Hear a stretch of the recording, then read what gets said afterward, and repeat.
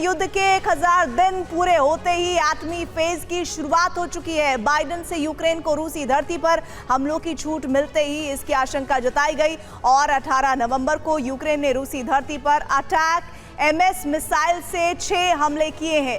इन हमलों को देखते हुए 19 नवंबर की दोपहर को पुतिन ने परमाणु नियम राज्यादेश पर हस्ताक्षर करते हुए मोहर लगा दी है। अब रूस गैर परमाणु शक्ति संपन्न देश पर भी परमाणु हमले कर सकता है। नए नियमों के मुताबिक रूस यूक्रेन के मददगार देशों पर भी हमला कर सकता है। देखिए बाइडेन के एक फैसले से कैसे यूरोप परमाणु विनाश की ओर बढ़ गया है। 17 नवंबर को ओवल ऑफिस में जैसे ही यूक्रेन को रूस धरती पर अटैक एमएस मिसाइलों से हमले की अनुमति दी गई, उसी दिन दुनिया के कई देशों ने घोषणा कर दी कि बाइडेन का ये कदम धरती के अस्तित्व पर खतरा बन सकता है।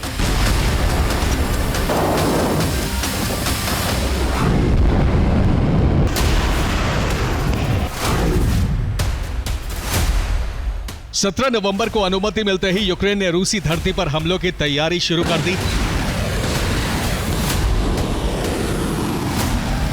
और रिपोर्ट है कि 18 नवंबर की रात को यूक्रेन ने रूस पर अटैक एमएस मिसाइलों से हमले शुरू कर दिए।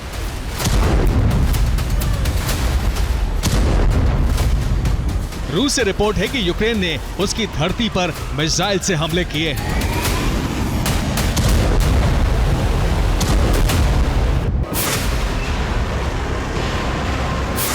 यूक्रेन ने रूस के ब्रियांस्क क्षेत्र में काराचेव पर हमला किया। इस हमले का टारगेट काराचेव के आर्टिलरी और मिसाइल गोदाम बना। रिपोर्ट है कि यूक्रेन ने हमले के लिए ड्रोन का इस्तेमाल नहीं किया। रूसी सेना ने कहा है कि हमला मिसाइल से किया गया।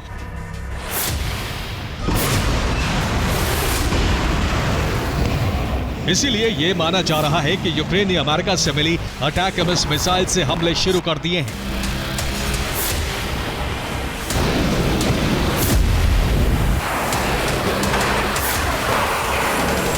यूक्रेन के इस हमले के बाद बाइडेन प्रशासन की आलोचना शुरू हो गई है। वेनेजुएला के राष्ट्रपति ने कहा है कि पवित्रता के लबादे में अमेरिका ने दुष्टों का गठबंधन तैयार कर लिया है।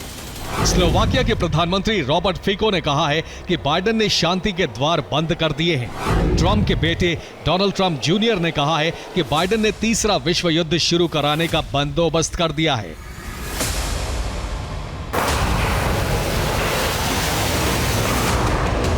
युद्ध के 1000 दिन पूरे होते ही यूक्रेन ने रूसी धरती पर मिसाइल हमले शुरू कर दिए।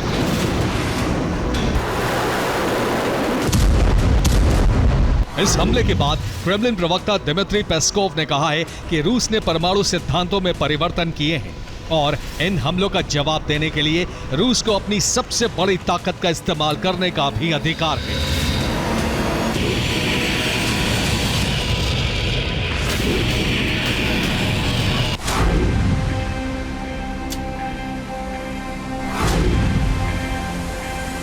परमाणु सिद्धांतों में परिवर्तन के राज्यादेश पर पुतिन ने 19 नवंबर 2024 को मोहर लगा दी है। अब रूस के परमाणु सिद्धांत क्या हैं, ये समझिए। नए नियम के मुताबिक यदि परमाणु शक्ति संपन्न देश की मदद से गैर परमाणु शक्ति देश रूस या सहयोगियों पर हमले करेगा तो इसे साझा हमला माना जाएगा। रूस बेलारूस की संप्रभुता पर इस वक्त सबसे बड़ा खतरा है। न्यूक्लियर फोर्स 24 घंटे हमले के लिए तैयार रहे। रूस पर बैलिस्टिक मिसाइल हमलों को परमाणु पलटवार का आधार माना जाएगा। रूस के दुश्मन देश अगर किसी देश की जमीन का इस्तेमाल रूस के खिलाफ करते हैं तो उसे भी परमाणु हमले का आधार माना जाएगा।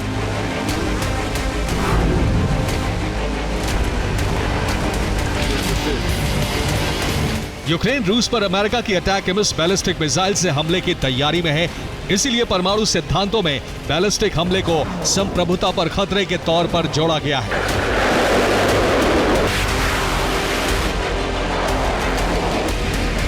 हालांकि रूस के रक्षा विशेषज्ञ ये मान रहे हैं कि यूक्रेन के पास बहुत बड़ी मात्रा में अटैक एमएस मिसाइलें और इसके लॉन्चर नहीं हैं।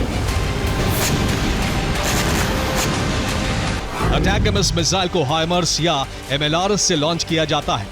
एक सिस्टम में 2 मिसाइल पॉड होते हैं। ऐसे सिस्टम यूक्रेन के पास बहुत कम है। इसके साथ ही अटैकम्स मिसाइलों की भी कमी है।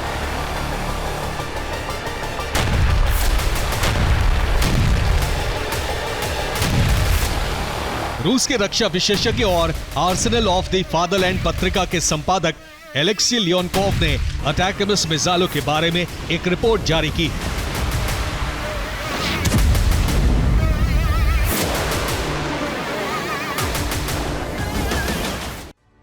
आर्सेनल ऑफ द फादरलैंड पत्रिका की रिपोर्ट के मुताबिक फरवरी 2022 में पश्चिमी देशों के पास ATACMS मिसाइलों की संख्या कुल 3000 थी। 1000 दिन के अंदर इसमें से 400 मिसाइलें यूक्रेन को सप्लाई कर दी गई। इस तरह पश्चिमी देशों के पास कुल 2600 ATACMS मिसाइलें बची। रिपोर्ट के मुताबिक अक्टूबर 2024 तक पश्चिमी देशों को पुरानी पड़ चुकी 1100 ATACMS मिसाइलें रिटायर करनी पड़ी। अनुमान है कि इस वक्त पश्चिमी देशों के पास कुल 1500 ATACMS मिसाइलें बची हैं और बड़े पैमाने पर इनको यूक्रेन को सप्लाई करना बहुत मुश्किल है।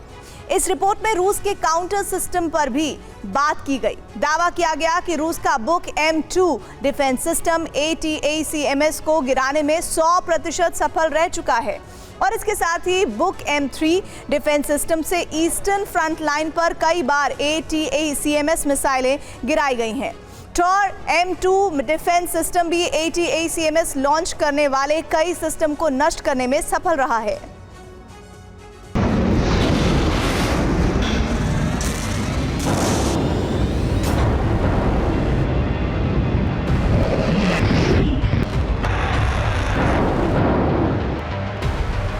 हालांकि ज़ेलेंस्की ने कहा है कि यूक्रेन को हथियारों की स्थिति पर बोलने की जरूरत नहीं है। रूसी धरती पर गिरने वाली मिसाइलें खुद इसका जवाब देंगी।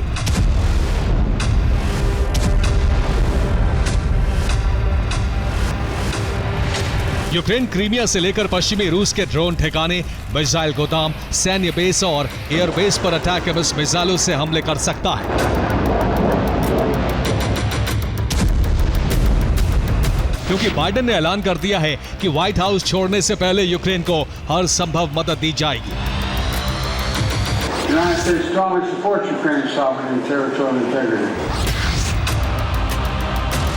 बाइडेन के इस बयान पर ट्रंप प्रशासन में राष्ट्रीय सुरक्षा सलाहकार बनने वाले माइक वॉल्ट्ज भड़क गए हैं। माइक ने कहा है कि जिस युद्ध को ट्रंप खत्म कराने की कोशिश में है, बाइडेन के फैसले उसे और भड़का रहे हैं। 20 जनवरी को ट्रंप अमेरिका की कमान संभालेंगे और उससे पहले रूसी धरती पर हमलों की अनुमति देने से यही संकेत मिल रहे हैं कि अगले 60 दिन में युद्ध परमाणु विनाश के मुहाने तक पहुंच सकता है।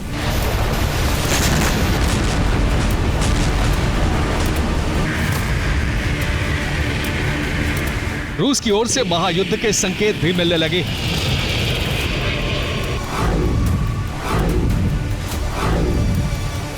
रूस अपनी 5 मिसाइल प्रोडक्शन फैसिलिटी की क्षमता बढ़ा रहा है।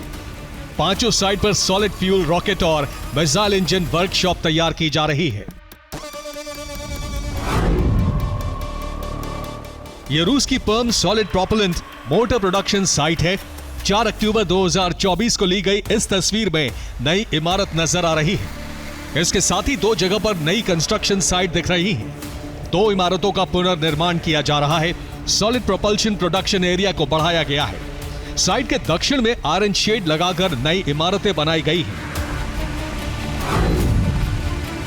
मॉस्को की Dzerzhinsky solid propulsion research and development site पर नया कंस्ट्रक्शन दिखाई दे रहा है। इसके अलावा नई साइट के लिए इलाका साफ किया जा रहा है। कुछ इमारतों में बदलाव करके उनका साइज बढ़ाया गया है। नई इमारतें भी नजर आ रही हैं। संकेत साफ है कि रूस नेटो संगठन से लड़ने के लिए अपनी हथियार उत्पादन क्षमता बढ़ा रहा है।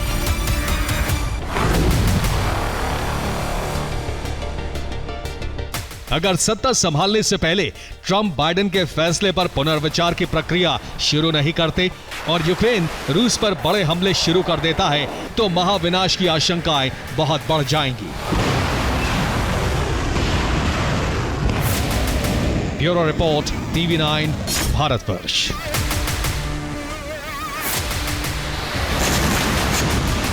इस वक्त बड़ी खबर मिल रही है, यूक्रेन के खार्किव में रूस का हमला हुआ है। रूस ने यूक्रेन के ट्रक को तबाह किया है। रूस ने जारी किया हमले का वीडियो।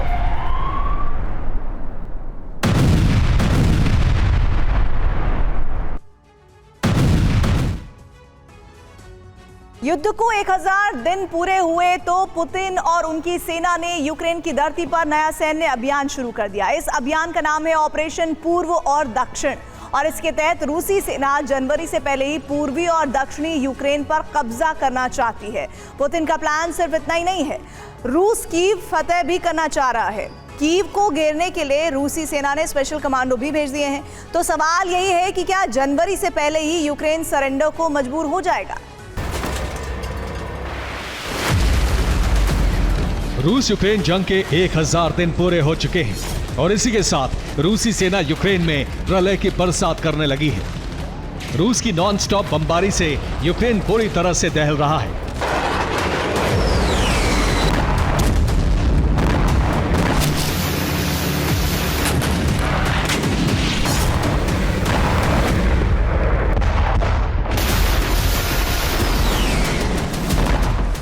एक 1000 दिनों की जंग में किसे कितना नुकसान हुआ, किसे बढ़त मिली, इसकी पूरी रिपोर्ट हम आपको देंगे। लेकिन सबसे पहले विनाश की वो रिपोर्ट देखिए जो 24 घंटे के अंदर यूक्रेन के शहरों में हुआ है।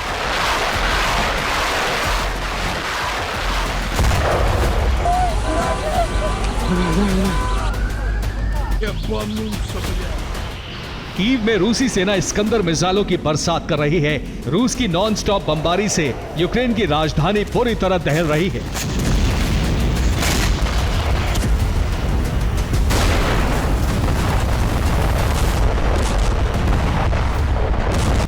कीव में रूस की बमबारी इसलिए तेज हो गई है क्योंकि पुतिन जनवरी से पहले कीव को चारों तरफ से घेरना चाहते हैं। इसके लिए रूसी सेना ने युद्ध के मैदान में अपनी स्पेशल बटालियन भेज दी है।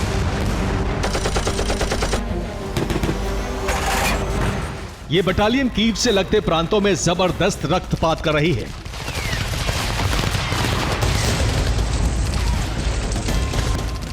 खेरसोन में रूसी सेना ने X-39 मिसाइल से हमला किया। अटैक में वो इमारत तबाह हो गई जिसका इस्तेमाल यूक्रेनी फोर्स बेस के रूप में कर रही थी।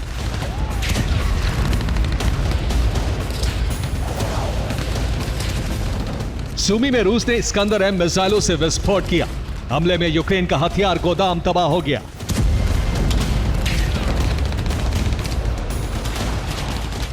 मिकोलेव में रूस ने यूक्रेन के ड्रोन कमांड पोस्ट को तबाह कर दिया। पोक्रोवस्क में रूस ने यूक्रेन के ड्रोन रिले स्टेशन को तहस नहस कर दिया।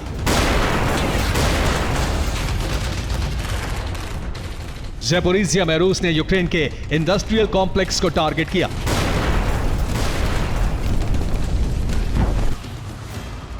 रूसी सेना ने भीषण हमला कर खेरसोन के नोवो अलेक्सेवका शहर पर कब्जा कर लिया।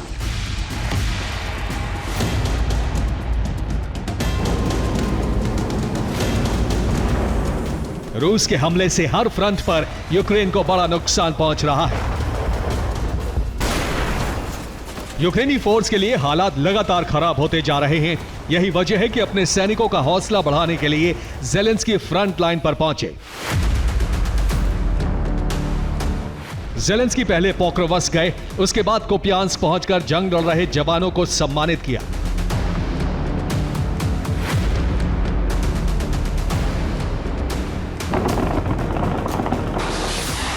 जिस वक्त ज़ेलेंस्की फ्रंट लाइन पर थे उसी वक्त रूसी सेना ने पूर्वी और दक्षिणी यूक्रेन को विनाश की आग में पूरी तरह से जलाना शुरू कर दिया।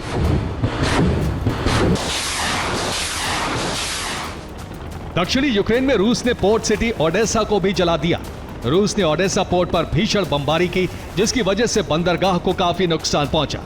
इतना ही नहीं, रूस ने ओडेसा के रिहायशी इलाकों को भी टारगेट किया। रूस के हमले में एक इमारत तबाह हो गई, 8 लोग मारे गए, 40 से ज्यादा घायल हैं।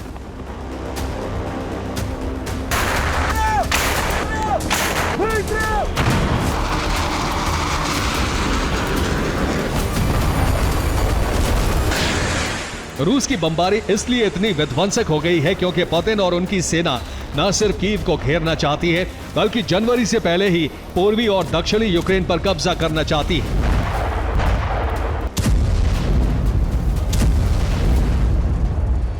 азимут 152, дальность 15. इस लक्ष्य को हासिल करने के लिए रूस ने पूरी ताकत झोंक दी है।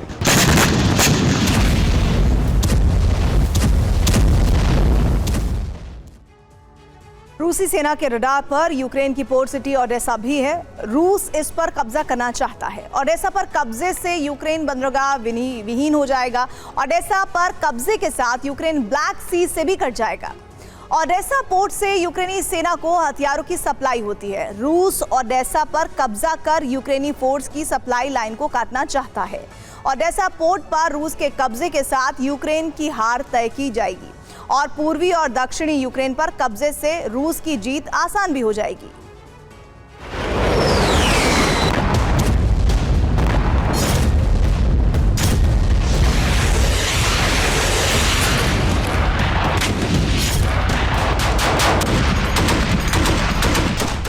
रूसी सेना न सिर्फ यूक्रेनी धरती पर तेजी से कब्जा करती जा रही है, बल्कि कुर्स्क में घुसे यूक्रेनी सैनिकों को खत्म भी कर रही है।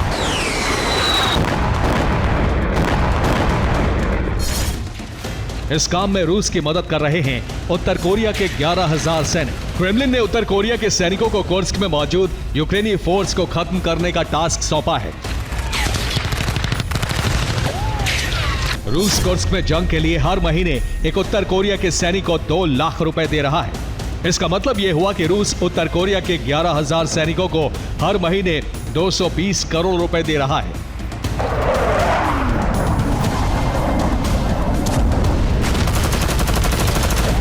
उधर बाइडेन सरकार ने यूक्रेन को साफ संदेश दे दिया है कि जब तक शांति वार्ता शुरू नहीं होती, तब तक यूक्रेन कुर्स्क में जंग लड़ता रहे, कुर्स्क में जमीनी कब्जा करता रहे। बाइडेन सरकार का मानना है कि इससे बातचीत के दौरान यूक्रेन को मदद मिलेगी।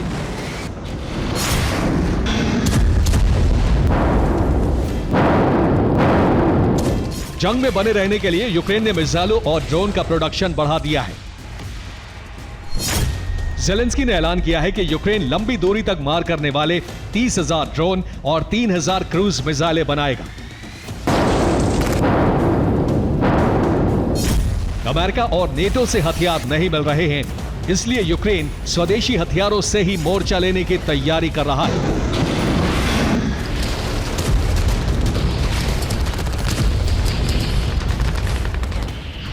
जंग को 1000 दिन पूरे हो चुके हैं। इस दौरान दोनों देशों ने खतरनाक हथियारों से एक दूसरे को जख्म दिया।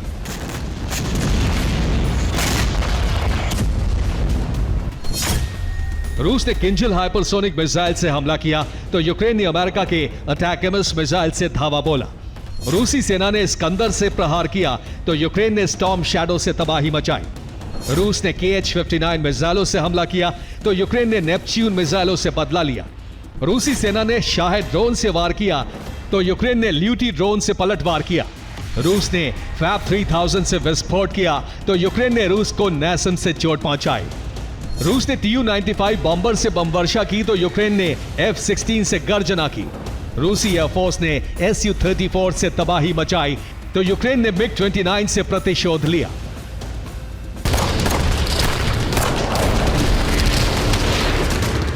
वार पलटवार में दोनों देशों को बड़ा सैन्य नुकसान हुआ है।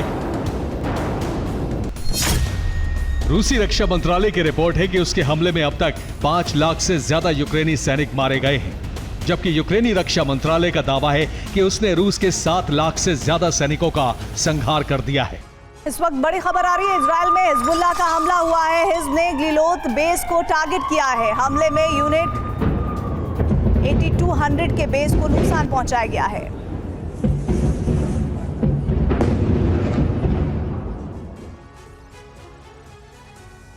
लेबनान में भारी तबाही के बावजूद हिजबुल्लाह के हौसले पस्त नहीं हो रहे हैं। हिजबुल्लाह ने ऐलान कर दिया है कि तबाही का बदला तबाही से लिया जाएगा। सोमवार को हिजबुल्लाह ने इजराइल पर बहुत बड़ा हमला किया। पहली बार तेल अवीव में कई धमाके हुए और तबाही हुई। इजराइल के एयर डिफेंस को नाकाम करते हुए हिजबुल्लाह की मिसाइल और रॉकेट इजराइल की राजधानी तक पहुंचने में कामयाब हुए। हिजबुल्लाह ने अब सटीक हमले के लिए फतेह 110 मिसाइलों का इस्तेमाल शुरू कर दिया है। इजराइल पर कुछ घंटों में 200 मिसाइल और 100 रॉकेट से ताबड़तोड़ प्रहार किया गया।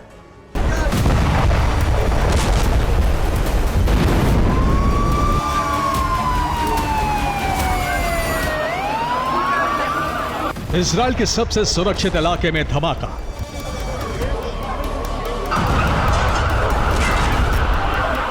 हिजबुल्लाह की अब तक की सबसे बड़ी कामयाबी।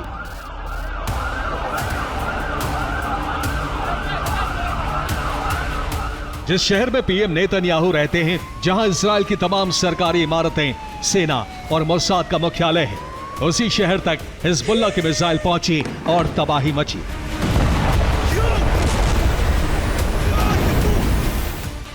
हमास और हिजबुल्लाह के हमलों की शुरुआत के बाद यह इजराइल की राजधानी तेल अवीव पर सबसे बड़ा हमला है। धमाकों के बाद तेल अवीव के कई इलाकों में आग लग गई। रेस्क्यू ऑपरेशन चलाना पड़ा। दहशत के बीच जख्मी लोगों को अस्पताल पहुंचाया जाने लगा। इजराइल जैसे शक्तिशाली देश की ऐसी लाचारी पहली बार नजर आई है।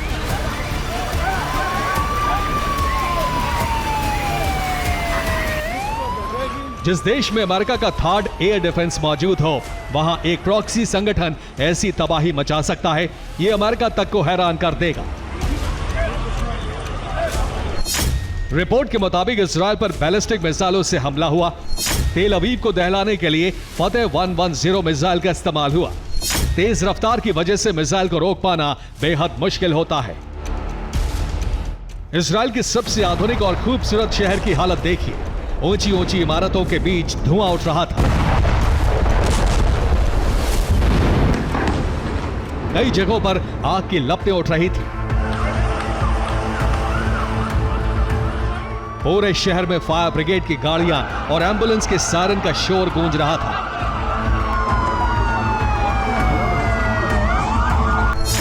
इजराइल पर हिज्ब ने 200 मिसाइलों से हमला किया।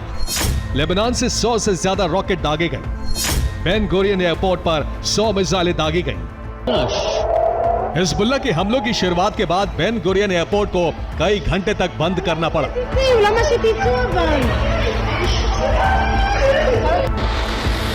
हिजबुल्लाह हवाई अड्डे को तबाह करने के लिए लगातार मिसाइलें दाग रहा था, लेकिन एयर डिफेंस से सभी मिसाइलों को नष्ट कर दिया गया। तेल अवीव में बिजली की सप्लाई बंद है।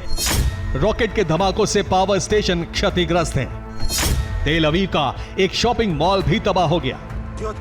तेल अवीव को निशाना बनाने की कोशिश कई दिनों से हो रही है। नेतन्याहू के आवास पर हमले की कोशिश के बाद सुरक्षा और बढ़ाई गई थी।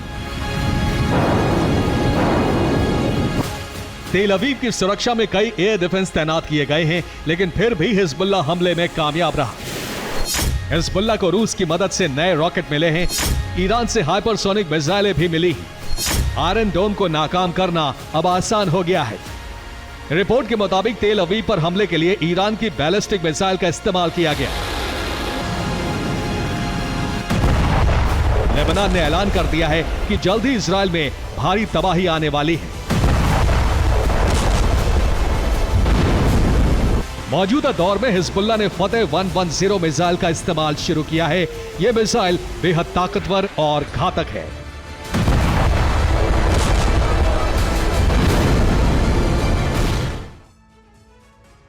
हिजबुल्लाह अब सटीक निशाने के साथ प्रहार के लिए ईरान की फतेह 110 मिसाइल का इस्तेमाल शुरू कर चुका है। ये एक गाइडेड मिसाइल है। इस मिसाइल की रेंज 300 किलोमीटर है। मिसाइल में 500 किलो का वॉरहेड लगाया जा सकता है। मिसाइल 5000 किलोमीटर प्रति घंटे की रफ्तार से हमला करती है। तेल अवीव में कुछ 4 धमाकों की खबर है और सबसे बड़ा नुकसान एक शॉपिंग मॉल के करीब मिसाइल के धमाके से हुआ। जोरदार धमाके से बड़ी तबाही हुई है। कुछ रिपोर्ट्स में यहां 11 लोगों की मौत का दावा किया गया है। धमाके के बाद कॉम्प्लेक्स में आग लग गई। तेल अवीव के अलावा इजराइल के हाइफा और पश्चिमी गलीली को निशाना बनाने की कोशिश हुई, लेकिन मिसाइलें हवा में नष्ट कर दी गई। जो मिसाइलें गिरी उससे खुले इलाके में विस्फोट हुआ, इसीलिए नुकसान नहीं हुआ। इन दोनों इलाकों में 30 मिसाइल से प्रहार किया गया। इन हमलों के बाद हिजबुल्लाह ने धमकी दी कि इजराइल पर हमले के लिए 12,000 बैलिस्टिक मिसाइल और 11,000 हाइपरसोनिक मिसाइल तैयार हैं। हिजबुल्लाह ने तेल अवीव को भस्म करने की धमकी दी है। पूरे इजराइल को बर्बाद करने की धमकी दी गई है। हिजबुल्लाह ने कहा है कि लेबनान में तबाही का बदला इजराइल में महा तबाही से लिया जाएगा।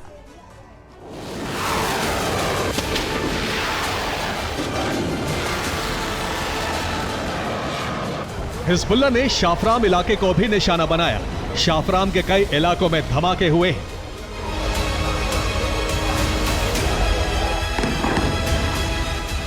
हिजबुल्लाह की इस कामयाबी के पीछे इजराइल की एक बड़ी कमजोरी भी सामने आई है।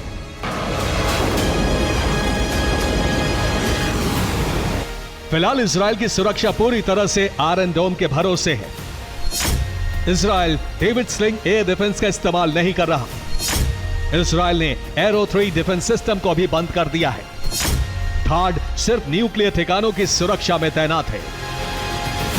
ईरान से लगातार बड़े हमले की धमकी और हिजबुल्लाह के ताबड़तोड़ प्रहार ने इजराइल के एयर डिफेंस को बेहद कमजोर बना दिया है।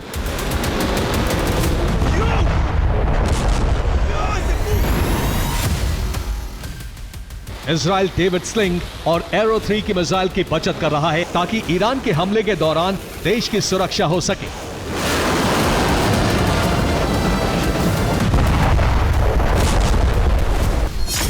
डेविड स्लिंग और एरो 3 की मिसाइलें बेहद महंगी साबित हो रही हैं। लगातार रॉकेट प्रहार से इजराइल की मिसाइलें नष्ट हो रही थी। काफी कम स्टॉक बचने के बाद इजराइल ने मिसाइल बचत की रणनीति बनाई है। इजराइल का आयरन डोम तेज रफ्तार वाली बैलिस्टिक मिसाइलों को रोकने में पूरी तरह सक्षम नहीं है।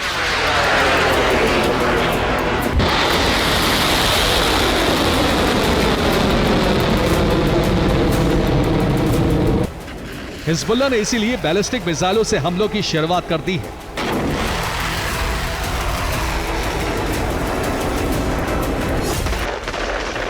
दूसरी तरफ लेबनान के भीतर भी अचानक हिजबुल्लाह बेहद ताकतवर नजर आ रहा है। इजरायली सैनिकों पर घेर कर हमले हो रहे हैं। 3 इजरायली सैनिकों की मौत हो गई है। अहम इलाकों में इजरायली सेना को कड़े मुकाबले का सामना करना पड़ रहा है।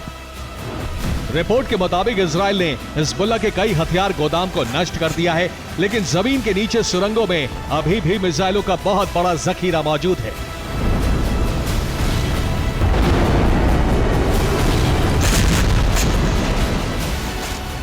रूस और ईरान की मदद से सीरिया के रास्ते हथियारों की नई खेप भेजी गई है।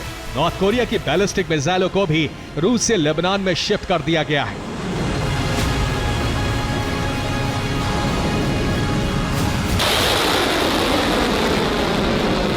यही वजह है कि लेबनान में लगातार बड़े हमलों के बावजूद हिजबुल्लाह की ताकत कम नहीं हुई है।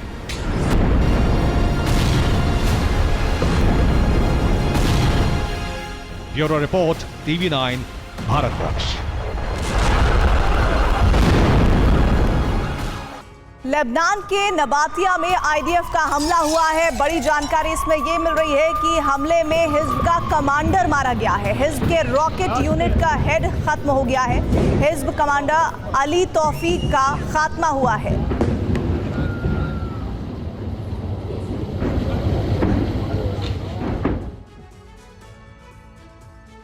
इजराइल को उकसाकर हमास ने न सिर्फ अपने लिए बल्कि हिजबुल्लाह और उनके ऑपरेटर्स के लिए मुश्किलें खड़ी कर ली हैं और अब इस मुश्किल को संकट में बदल दिया अमेरिका के प्रेसिडेंशियल इलेक्शन में ट्रंप की जीत ने।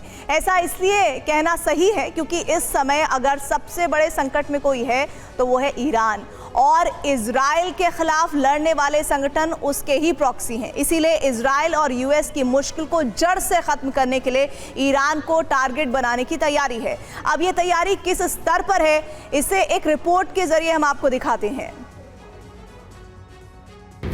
ट्रंप नेतन्याहू का प्लान, तबाह कर देंगे ईरान।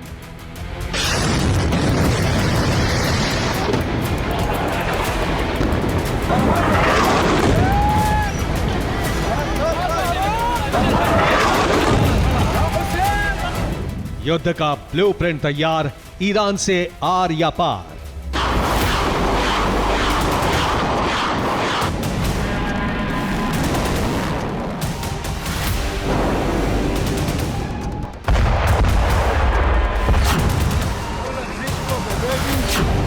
गाजा का यह मंजर हमास के खिलाफ उस बदले का है जिसने इजराइल को उकसाकर मिडिल ईस्ट में ईरानी प्रॉक्सी के खिलाफ बारूदी कदम उठाने पर मजबूर कर दिया।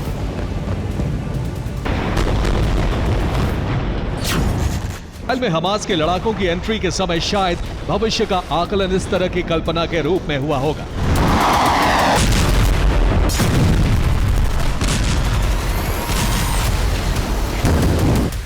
शायद ही मिडिल ईस्ट के मिलिशिया को मदद देने वालों ने युद्ध के इस असर को महसूस किया होगा।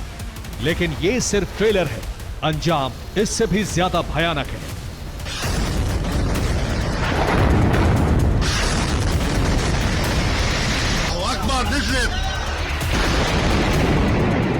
हमास के मददगार हिजबुल्लाह को टारगेट करने के लिए भी आईडीएफ ने एक्शन प्लान तैयार किया और फिर लेबनान के दक्षिणी क्षेत्र का जो हश्र हुआ वो सबके सामने है।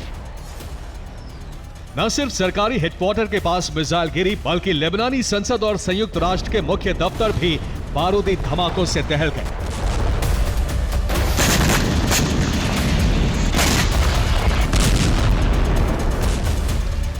लेकिन ये इजराइल के इरादों का सिर्फ टीजर है। आपने बिल्कुल सही सुना, टीजर, क्योंकि अभी आईडीएफ की बारूदी तबाही की जद में एक ऐसा देश आने वाला है जिस पर प्रॉक्सी के जरिए इजराइल के खिलाफ युद्ध छेड़ने का आरोप है, और ये देश है ईरान।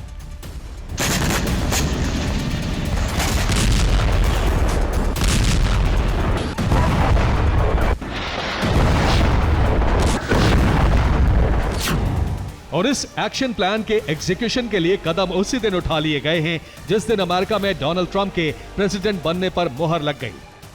दरअसल मिडिल ईस्ट रीजन में अगर ईरान के मंसूबों को कामयाब न होने देने के लिए ट्रंप के प्रतिनिधि के रूप में एक ही शख्स काम कर रहे हैं, और वो है इजराइल के प्रधानमंत्री बेंजामिन नेतन्याहू। और इस समय नेतन्याहू जिस संकट से घिरे हैं उसे जड़ से खत्म करने का प्लान ट्रंप को प्रेसिडेंशियल इलेक्शन में मिल रही बढ़त के साथ ही बनने लगा था। और जैसे ही उनके चुनाव जीतने की घोषणा हुई, वैसे ही मिडिल ईस्ट प्लान को लागू कर दिया गया। इसलिए माना जा रहा है कि ईरान के लिए 20 जनवरी 2025 का दिन इस सदी का सबसे बुरा दिन होने वाला है। यानी जिस दिन डोनाल्ड ट्रंप प्रेसिडेंट पद की शपथ लेंगे, जिस दिन वो अमेरिका के प्रशासन के चीफ बनेंगे, उसी दिन ईरान के खिलाफ पहला एक्शन देखने को मिल सकता है। तो क्या ईरान के खिलाफ युद्ध की शुरुआत होगी? क्या अमेरिका की सेना भी युद्ध में उतरेगी? और क्या ईरान को यूएस पूरी तरह तबाह कर देगा? प्रश्न कई हैं और इन प्रश्नों का जवाब सार्वजनिक रूप से न सही, लेकिन थिंक टैंक्स के विश्लेषण से सभी को मिल चुका है। दावा किया जा रहा है जैसी स्थिति इस समय लेबनान की है, ठीक वैसी ही ईरान की बर्बादी भी पूरी दुनिया देखेगी।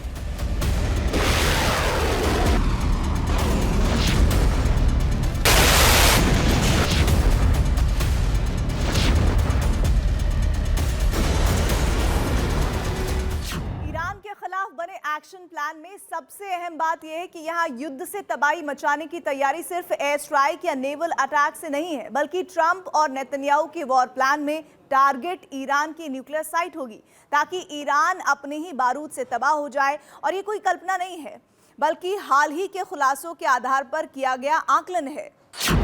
यानी ईरान के खिलाफ ट्रंप नेतन्याहू के ब्लूप्रिंट में एक ऐसी तबाही का जिक्र है जो न सिर्फ ट्रंप की पहले कार्यकाल की सौगंध से संबंध रखती है, बल्कि ईरान के लिए ट्रंप से दुश्मनी को और भी ज्यादा खतरनाक स्तर तक पहुंचाती है।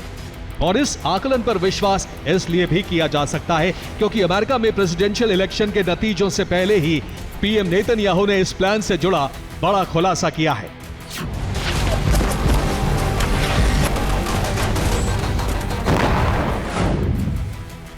और खुलासा यह है कि इजराइल ने ईरान पर अक्टूबर महीने में जो एयर स्ट्राइक की है, उन हमलों में ईरान की मिसाइल उत्पादन क्षमता घट गई है। इसके अलावा ईरान के न्यूक्लियर प्रोग्राम के एक अहम शख्स को मार गिराया है।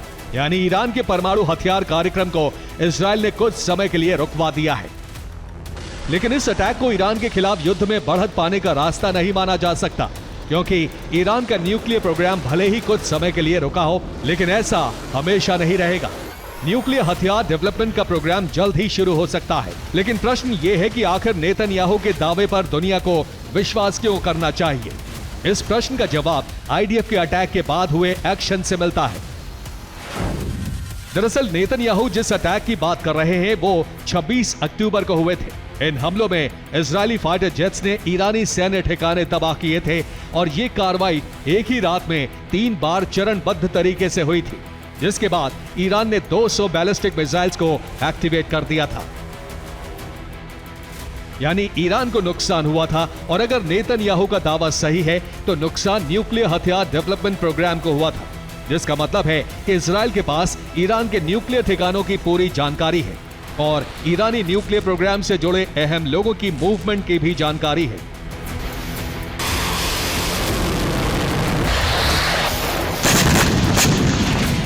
इजराइल के पास ईरान की खुफिया जानकारी होने का मतलब है कि अमेरिका के elected president Donald Trump power में आते ही इजराइल को ईरान पर एक्शन लेने की खुली छूट दे सकते हैं, ताकि अमेरिका और इजराइल के लिए खतरा बन रहे ईरान को खामोश कर दिया जाए। हालांकि ये इजराइल और अमेरिका के लिए जरूरी इसलिए भी है क्योंकि इस समय इजराइल की वर्कफोर्स और अमेरिका की ताकत मिडिल ईस्ट में जिनसे लड़ने में बर्बाद हो रही है वो ईरान के प्रॉक्सी हैं, जिन्हें ईरान से मदद मिल रही है और इसी मदद के सहारे वो इजराइल पर हमले करने में सक्षम है, जिसे रोकने का एकमात्र तरीका ईरान को परमाणु विहीन करके बर्बाद कर देना है। Bureau report, TV9 Bharatvarsh. Nordic देशों पर इस वक्त युद्ध का संकट मंडरा रहा है। डर है कि पुतिन किसी भी वक्त इन देशों के खिलाफ जंग का आगाज कर सकता है। दरअसल बीते 48 घंटे में बाल्टिक सागर में 2 संचार केबल क्षतिग्रस्त हो चुके हैं और माना जा रहा है कि इसके पीछे रूस का हाथ है और इसे रूस के नॉर्डिक देशों पर हमले का पहला चरण माना जा रहा है, जिसके बाद रूस फिनलैंड की सीमा पर ब्रिटेन आर्मी पहुंच चुकी है। और सवाल यह है कि क्या यूक्रेन युद्ध का विस्तार अब नॉर्डिक देशों तक होने वाला है? देखिए रिपोर्ट।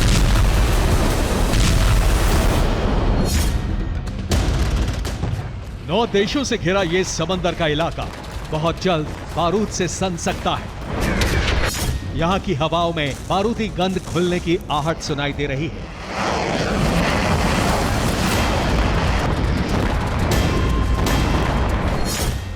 माना जा रहा है कि नॉर्डिक देशों के खिलाफ किसी भी वक्त रूस जंग छेड़ सकता है। कयास लगाए जा रहे हैं कि पुतिन आर्मी किसी भी वक्त यहाँ कूच कर सकती है।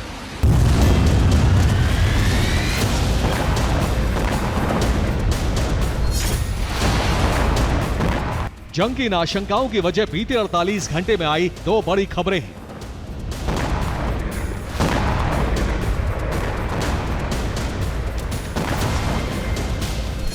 नंबर 1, बाल्टिक सी में शुरू हाइब्रिड युद्ध। नंबर 2, नॉर्डिक देशों में बांटी गई जंग की बुकलेट।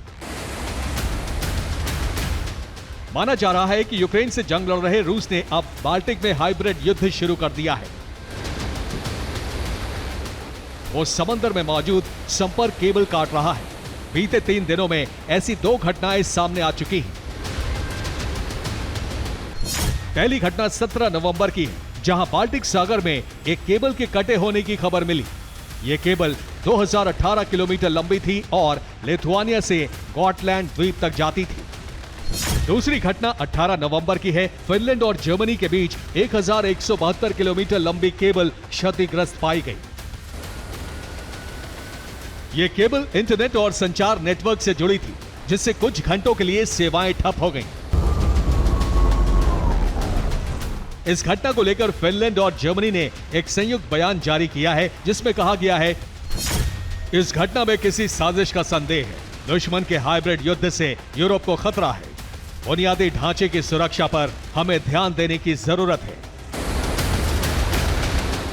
हालांकि फिनलैंड या जर्मनी ने खुलकर किसी देश का जिक्र नहीं किया, लेकिन यह इशारा सीधे सीधे रूस के लिए माना जा रहा है।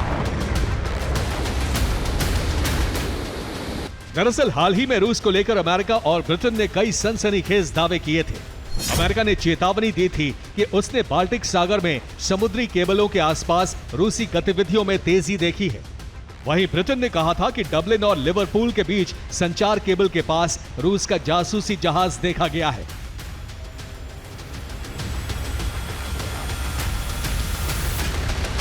ब्रिटेन ने जिस जासूसी जहाज का दावा किया था वो पुतिन का बेहद घातक यान्तार युद्धपोत है, जो हमले और जासूसी दोनों में माहिर है।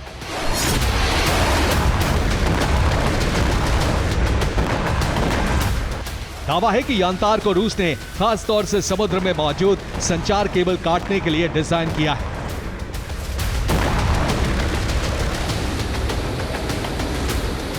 अमेरिका और ब्रिटेन के दावों के बीच बाल्टिक सी में क्षतिग्रस्त केबल रूसी साजिश की तरफ इशारा कर रही है।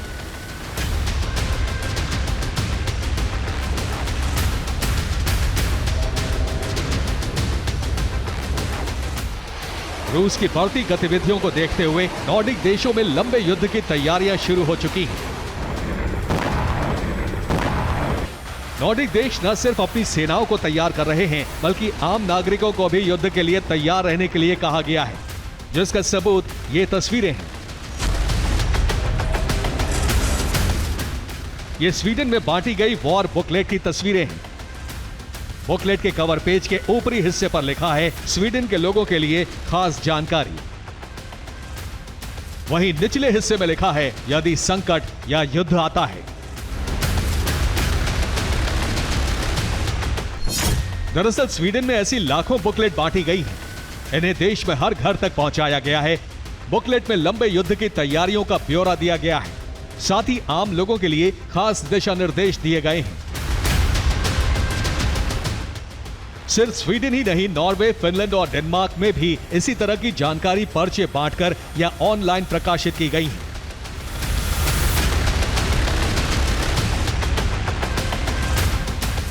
साफ है, नॉर्डिक देशों में भय है कि रूस किसी भी वक्त उनके खिलाफ जंग छेड़ सकता है।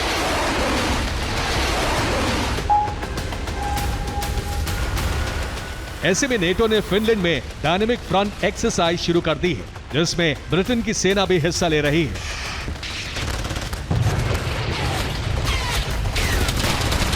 ब्रिटिश आर्मी फिनलैंड में -डिग्री तापमान में अपने टैंक और तोपों से युद्धाभ्यास कर रही है। ये वॉर एक्सरसाइज रूसी बॉर्डर से सटे लैपलैंड में की जा रही है।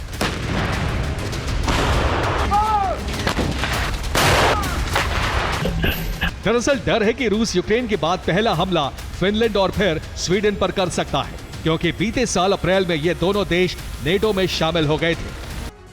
दुनिया भर की आदिम संस्कृतियां आज समय के साथ बदलती जा रही हैं। कई जगहों पर इस संस्कृति ने आधुनिक जगत के परिवेश को भी अपना लिया है और वो बाद की संस्कृतियों को मानने वालों के साथ प्रगति कर रहे हैं। लेकिन जहां अधिकार की बात आती है, विशेषाधिकार के बंटवारे की बात आती है, वहां संस्कृति का संघर्ष शुरू हो जाता है।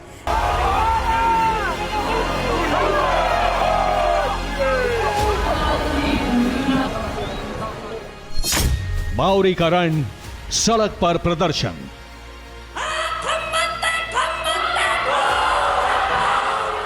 न्यूजीलैंड की संसद में हुए एक के विरोध पर यह प्रदर्शन पूरी दुनिया ने देखा।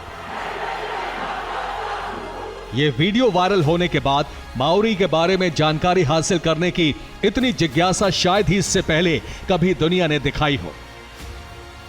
यह पहली बार है जब पूरी दुनिया न्यूजीलैंड के इतिहास को जानने के लिए उत्सुक दिखाई दी और इसी इतिहास को बचाने के लिए इस समय न्यूजीलैंड की संसद से लेकर सड़क तक एक संघर्ष जारी है।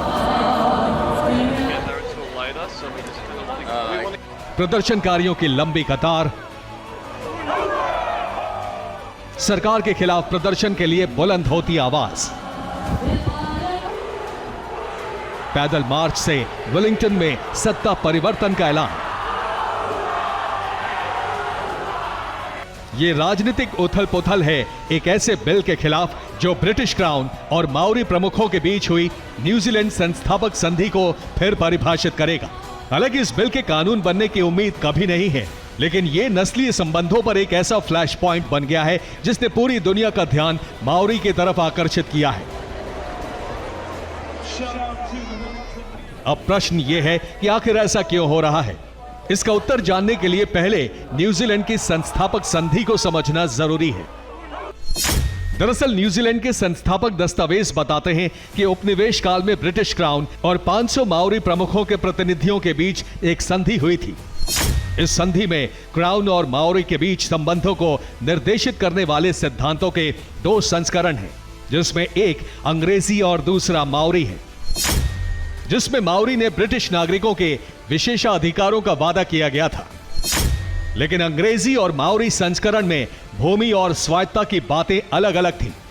यानी दशकों तक क्राउन ने दोनों संस्करणों का उल्लंघन किया है।